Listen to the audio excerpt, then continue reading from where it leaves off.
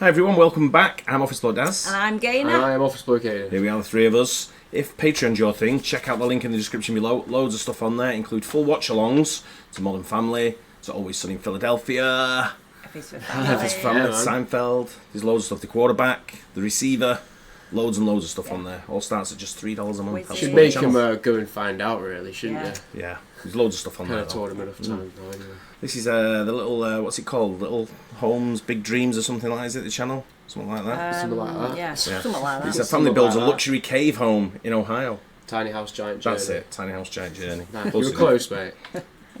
Go for it. Hey guys, welcome to my channel where I take you on tours of unique homes. In today's video, we're gonna meet a young family who decided to build a cave home. This has got to be one of the most unique homes I have ever seen, and I cannot wait to Not gonna lie, first impressions, that looks really It cool. looks really Quite nice. cool, doesn't it? show you the inside. The family is going to explain how they faced a lot of unique challenges when it came to building a house out of rock.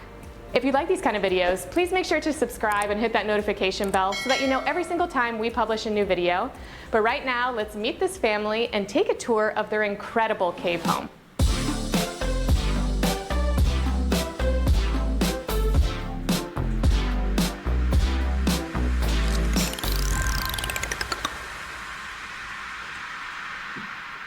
Hi, I'm Amy. And I'm Bryant, and this is the Dunlap Hollow Cave.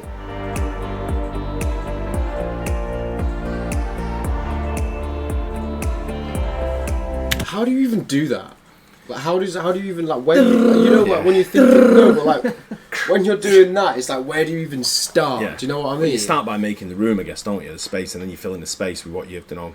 You get your square footage and then figure out from there. What, was that just already just a massive room? I In imagine front? it's a cave, isn't when it? I was younger, I slept No, in I a know, cave. I know, but, like... And it was it's not- already, like... Alright, Captain Caveman. No, but I'm just saying, it was already, How old like... are you? Wait, what? You You could- slept in a cave? Yeah, Why? because we were on an outdoor adventure. It's like a school trip. And the part of it was to sleep in a cave, but it was like from maybe, like, 3 metres. Then you would just put your sleeping bag down there, so it was already... And then, what are you laughing at me for? Because who sleeps in a cave like that? What's the point of that? It's great. Before starting Dunlap Hollow, we lived in Columbus, Ohio. We still live there. It's about 50 minutes away from Hocking Hills. We got restless being in the city and not having a place to go and escape. When we first bought this land, Bryant especially spent hours roaming the woods, and he came See what I upon mean? this You're, one like, looking at cave. that like And I you're gonna build a remember house. For months, Yeah, but we that's would what just it's like. I joke slept about in it. there. Like, we should build a house in that cave. I remember standing in that cave thinking, like, could we actually do this? Like, could we actually build the world's greatest fort inside The this roof is cave? very cool. To make sure that the cave was structurally safe, we hired a geologist who wrote a report on the structure itself. And after that, we needed to go through the building department and we had to hire a structural engineer. The cave took about 7 months from start to finish to complete. That's quick. The material cost was very low. We have all this rock to work with. There was a lot of cost in labor, but material-wise, we used about 1/4 of the building supplies as a standard build. Wow, So we that's so probably spent cool. about $100,000 on materials, not including our decor inside, which we probably spent more than $100,000 on that. We forgot to have a budget. We knew we were not going to spend as much on building costs for the cave, and so that freed us up a little to just go all out with the interior. We have 3 kids. Cleo is a girl age 5, and then Callie, another girl age 3. Our son Ace is 5 months old. We adopted him 5 months ago. We do feel like Dunlap Hollow is a piece of land that is just going to be in our family for a long time. It's been important to us that we're building something that can last, a legacy that we can pass on to our kids. And I think we're seeing that even from a really young age, they're learning to really treasure it. For dinner time, we always do what's the best part of your day and what's the worst part of your day. And Callie, our 3-year-old, said, the best part of my day was when I was at the cave, and the worst part of my day was when I was not at the cave. They love Dunlap Hollow. We now rent out the cave as well, and so we love being able to host. We just finished this build a couple months ago in November of 2022. We pretty much just put a front wall in the cave. That's the only thing we had to add to the exterior. All the other sides of the cave are the natural rock. So we have as much glass on the exterior as we can. I wonder how cold it is in there. Yeah, it's. I imagine, well, there's no windows, is there? So there's no natural light getting into No. warm in that kind of way. And there's only the glass windows at the front of the cave. That's the only wall they've put up is that one. Yeah. But it looks absolutely mint. Yeah, it's this is like a gorgeous. getaway home for him, isn't it? Yeah. They're saying, like a retreat. And they say they rent it out. I wonder if it's on Airbnb. Mint, all that. I Yeah. love this. For natural light inside the cave, but also for means of passive solar heating. We're almost exactly south facing, so this is a perfect scenario for getting a lot of solar heat gain in the winter. That answers my In order question. to get permits for the cave, we had to prove that it was more energy efficient than a standard home. And that's because we don't have any insulation against the rock of the cave. One of the features that we're excited about with this cave is that the main entry door is connected to 4 other door panels, and we can open all of those doors together and create a 15-foot wide opening to really experience the outdoors while you're inside the cave. So we didn't have to spend a lot of money on building materials for this build because we're in a cave and we're using the existing structure. But we did splurge on a few items, and this door is one of them, and we spent about $22,000 on it. We thought it was worth it, but it did cost as much as all the other windows and doors combined. This front wall is not load bearing, it's really just there to hold all the glazing there and hold the door. This big door actually hangs from the header that's above it. So as you can imagine, we had to fit the contour of this cave with all these windows, and actually spent quite a bit of time taking careful measurements of the natural opening of the cave, and then drawing different window schematics that would fit naturally into that curve. Anywhere we put a wall, we had to grind into the rock and make a flat surface for a nailing plate for the wall. Making that flat surface of the rock to frame against took probably longer than building the whole wall itself. I think this wall here, we probably spent a whole week just grinding the rock. The cave itself was structurally sound. We didn't have to do any work to the ceiling, or not very much at least, but we did have to do quite a bit of work in excavating out the floor. On this side of the cave, we had to excavate just to make the floor level, and it also created enough ceiling height as well.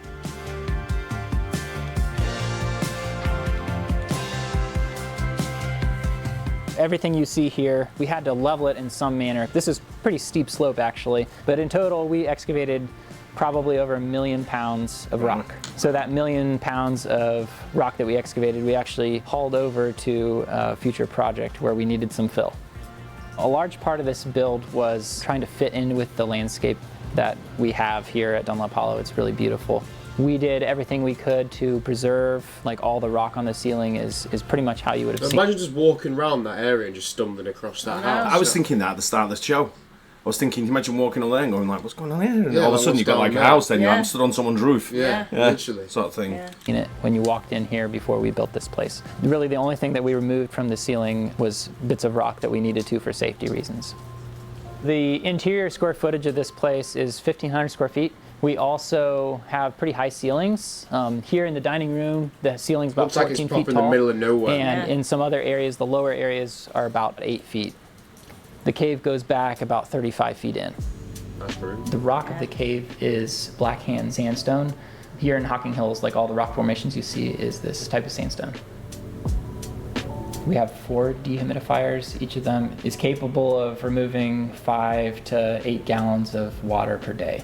We do have a lot of moisture that is in those rocks, and we're able to draw that out with the dehumidifiers and keep the main space nice and comfortable. As you can imagine, one of the challenges of building in a cave is dealing with moisture. We're fortunate enough that most of this cave is pretty dry, but this wall here has always been wet. The gloss you see here is actually an epoxy coating we put on the rock. It's not like it's that wet. Right now we're getting some dripping from the ceiling, which we actually haven't seen before. Since I can't keep the water out, we just have to figure out what to do with it. And in this case, I'm gonna build a sealed pan and hang it from the ceiling, and then we're gonna collect that water and drain it down into the floor. Underneath the concrete slab, we have gravel and we have it all sloping out. And we even have what are called weep holes that go through our footer underneath the front wall so that any moisture that we put down through the concrete can get out of the building. And so we've kind of prepared for this kind of situation.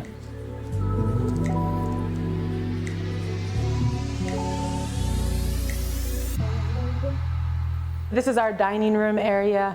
The table and the chairs, they were handcrafted by a friend. Actually, one friend, a carpenter's son business, designed the table, and then another good friend and his small business I love the design. The is it like, I don't know if you call it Gothic or like the points on the arch, and they've got it on the back of the chairs. They've got it on the cupboards. They've got it everywhere. The doors. Yeah, it's looks very looks really good. like churchy. Yeah, the way it's uniformed like that looks really cool.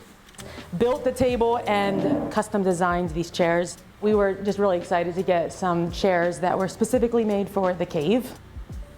From the beginning, we knew that Gothic architecture was what we wanted for the cave. And so we tried to incorporate it in as many ways as possible. So you'll notice it in the chairs, you'll notice it all the doorways, the hood. You noticed it first though, do you know what I mean? Range for our oven. We just tried to be as creative as possible with it. Our wall over here, our gallery wall, again, we wanted to incorporate as much of the natural world as possible in the cave and the decor. And so working with Renee, our interior designer, she did an amazing job at taking all of our desires and kind of putting it into action. But you'll notice that we framed things like leaves and ferns, just a lot of natural objects that we thought would really help blend the two. Pretty cool idea. Here's the kitchen of the cave. You'll notice we went all black with the cabinets and this beautiful countertop. We knew we wanted the cave to be as dark and moody as possible while also feeling... So the only thing with that is like all that kitchen stuff doesn't really match the dining room chairs and table and stuff like that. Do you know what I mean? I don't think you want it to match really. I think what you want, because if you went for the brown wood, it'd look almost cabiny. Yeah. Like a log cabin sort of style effect, and I don't think they wanted to go No, with that effect. I was thinking I'd do the tables and chairs similar to that black. Yeah, I see what you mean. I But would then, have done it in a real like deep navy blue. That'd look nice. but I like the contour of the black, and the gold kind of like brings in the brown of the wood sort of thing, and it's and then the dark brown table. I think they've got the right idea there. Yeah, I think they nailed it. really light and refreshing, opposites. We went with all black in the kitchen, and we're so glad that we did. It just feels like it's the perfect kind of mysterious, bold look we wanted for our kitchen. Regarding lighting, we have at least like 3 to 4 different lighting sources in each room because we don't want anyone to feel like the cave itself is too dark.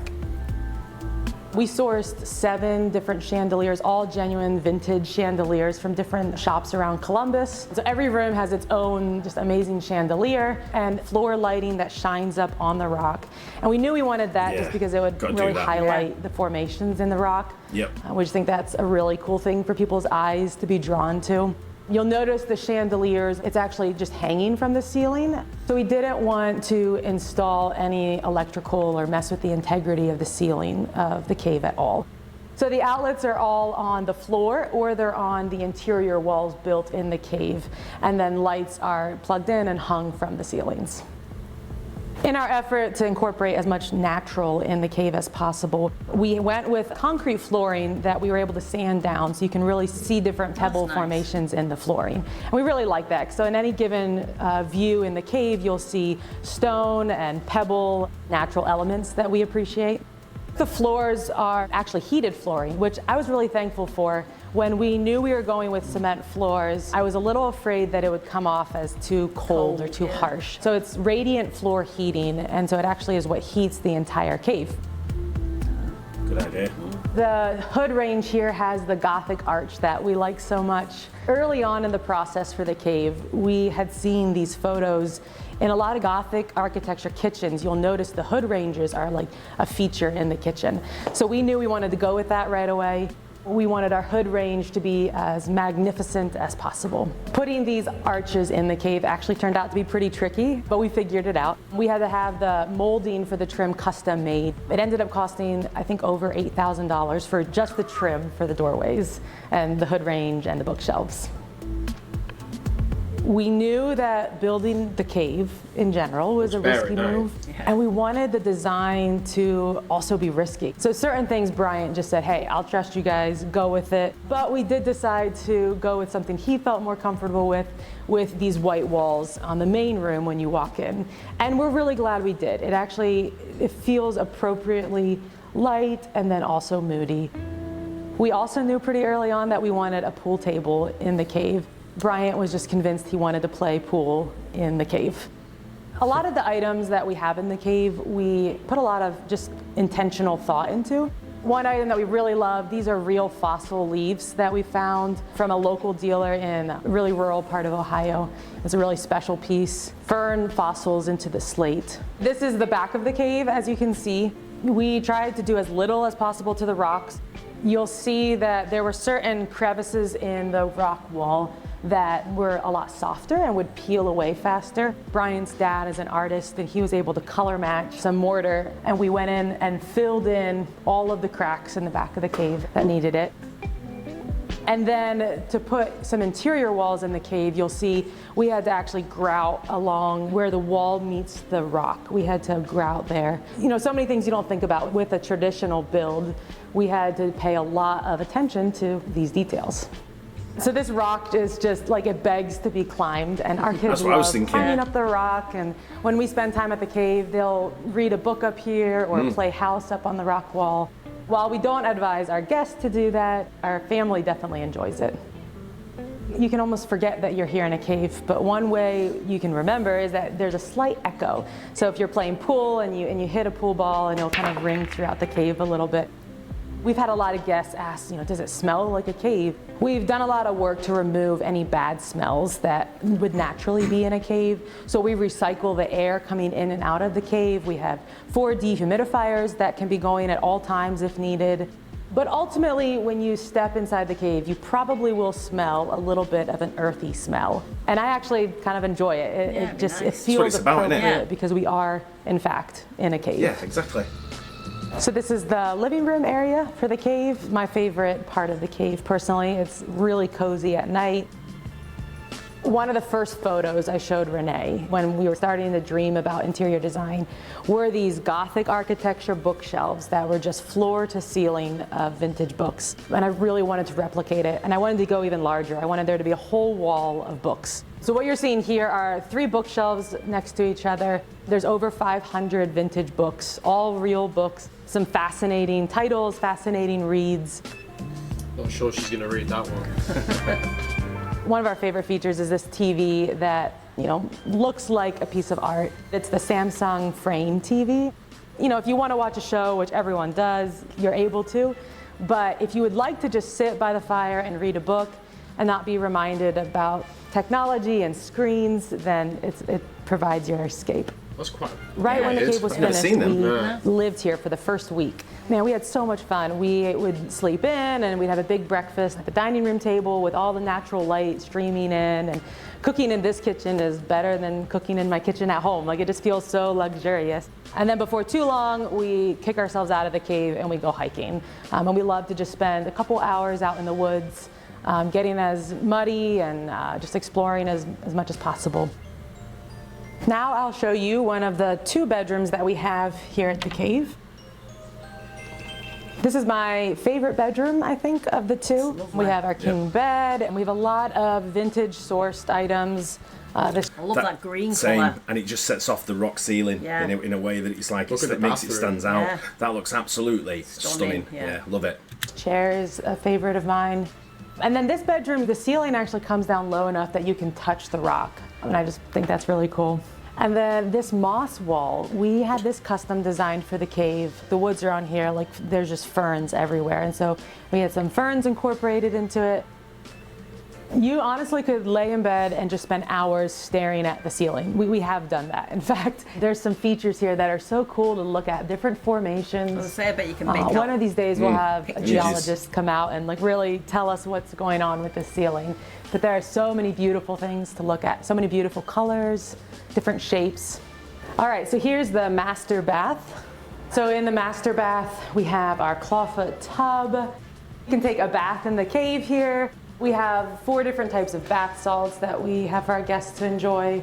So taking a bath in the cave, it really feels so special. I think it has something to do with the natural elements of water in the cave, and you can hear the running water. And then we love to like dim all the lights, and you'll see we have a lot of mood lighting here on the walls. So it can be dimly lit, just soaking in water in a real cave.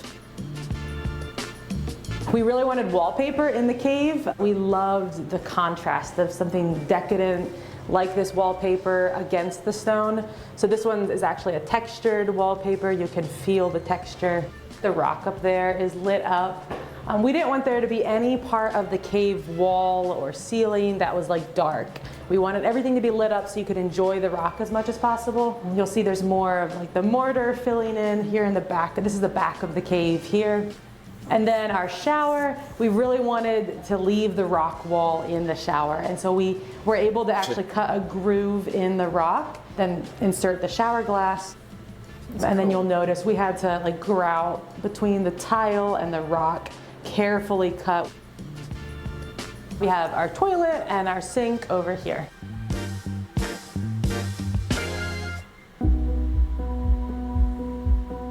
It's a kid's room. So this is the wine bedroom. We have another king-size bed, chandelier, the rock wall. This bench actually is not just a bench, it holds one of our dehumidifiers. And then we actually have 2 more beds this way. So for these Murphy beds here, you undo the bolts.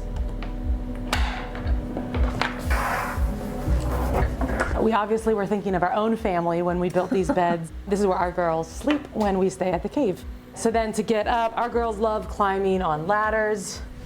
So we custom made this ladder that just nicely hooks right there.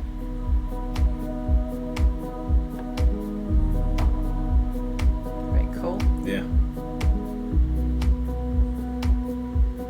So I love this rock wall here. Actually, when we were first designing the cave, we knew we wanted the color in this bedroom to be like a dark red, a wine color. Because you'll see there are just streaks of like a dark, beautiful red alongside the wall, mixed in with some purples and some oranges. They're just beautiful color. So this bedroom also has a connecting bathroom, so I will show you. Looks like leather, Yeah. doesn't it? If you look around the doorway, it looks like it's like leather coated almost. Yeah. That colour. It's That's the nice. colour's perfect for the match on the stone. Yeah. Show you that next. So this is a bathroom that's connected to the wine room, but then it also opens up into the pool table area. So it's the bathroom that guests use throughout the day. You'll see we have the same type of shower here where we just cut a groove into the rock for the shower glass. You'll notice we have the same tile in this bathroom, and it's so beautiful, but it was definitely challenging to get all of the tile cut just right, very precise work alongside the rock. We worked with some fabulous tile guys who got the job done well. Hot tub. When I think about the cave, when we stay here as a family, probably the 2 overriding emotions are just, I'm really proud of what Bryant and we as a family were able to accomplish. And then we also just feel really grateful. Like we had a really good support system. We hear from a lot of people that they're just blown away by it. Like they just can't believe they're inside a cave. And one thought I often have is like, who did I marry? Like, and people ask me that question. I think often when I enter the cave, I am just blown away by it every single time. It never gets old, and it just feels so real. This is real rock. Yeah, that's absolutely mint. That. I wonder It how is, much time they get to spend there though, because if they're renting it out, and obviously the children are young at the moment, but when they get a Do little you reckon bit they older, are like? Do you reckon they're renting it out, or do you said reckon it's that. like an Yeah. Airbnb? yeah, said they that, yeah. said they rent it out, and that's when they were saying about our guests. No, but and- is it going to be like not like a weekend thing? Yeah, it will Yeah. be. Yeah. Yeah, so they can kind of stay whenever they want. Then. Yeah, it's theirs. Well, Well, no, what I'm saying questioning is- the wrong thing here, but yeah. what, they'll probably get a lot of use out of it. But what I know what you're saying, but these again, once you've got these holiday homes, how often do you want to go to them after? But it's a novelty first. I mean, I know that's beautiful the way they've done it. Yeah. But a lot of holiday homes, it becomes a novelty because you're there all the time first, and all of a sudden you think, how much do you want to see it? Yeah, I and then all guess of a it's sudden great when they're little. when they're Kids. little, yeah, you've got somewhere to go as a base for the kids to go rambling and stuff. Yeah. But it's that just the design of it itself. Forget I'd about love- how we're yeah. going to use it and who uses it, but the design of it, the style of it, and what it looks like is absolutely mint. They've nailed it. And in my they're opinion. not really taking up any space. No, as but well, I'd are love they? to know how much in total it's cost them. Yeah, well, it was a couple. They said a couple of $100,000, didn't they, for the design and Yeah. the interior. So Yeah. you're probably talking, I don't know, what What about the exterior? 250, 300. Yeah. Yeah, not a massive amount really when you No. take into consideration what they've achieved, because it does look absolutely stunning. It does, yeah. Brilliant job. Yeah, I Yeah. love that. I hope you guys enjoyed it as well. Don't forget to like and subscribe, and see you on the next one. Cheers. Bye. Cheers.